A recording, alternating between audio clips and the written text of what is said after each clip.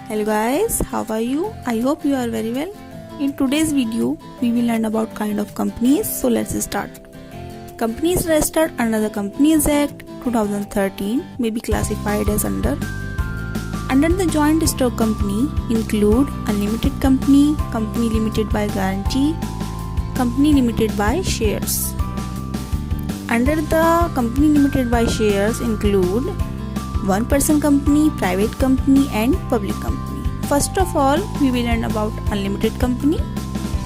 According to Section 2, Subsection 12, 2013, unlimited company means a company not having any limit of the liability of its member. Company limited by shares.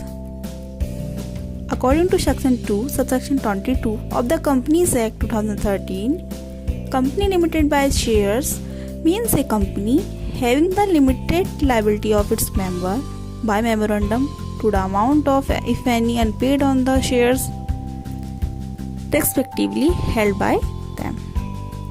One of the basic discussion company may be classified as under following: one-person company, private company and public company.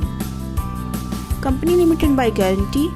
According to Section 2, Subsection 21 of the Companies Act 2013, company limited by guarantee means a company having the liability of its member limited, right, by the memorandum of such amount and the memorandum may respectively undertake the contribute to the assets of the company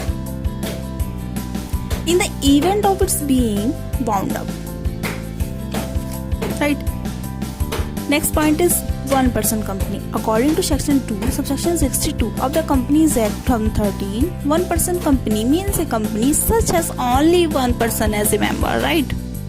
The concept of one-person company, OPC, introduced when the 2013 Act, it can be formed a private limited company, right? Private company. What is private company?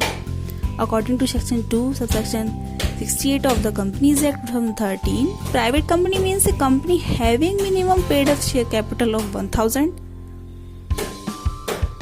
lakh or such higher paid up capital is may be prescribed and which by its article of association, right. Next and last point is public company. What is public company? Do you know that? Anyways, according to Section 2, Subsection 71 of the Companies Act 2013, public company means a company which is not a private company. First point is that. And the second point is has a minimum paid capital, share capital of 5 lakh or such higher paid up capital as may be prescribed. Right? I think that's enough for today. Have a nice day.